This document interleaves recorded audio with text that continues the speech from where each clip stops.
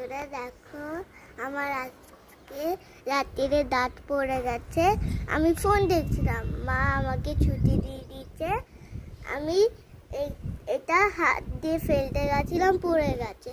আর আমি পেপারটা দিয়ে এ দেখো রেখে দিয়েছি। খুলে দেখাবো দাঁতটা।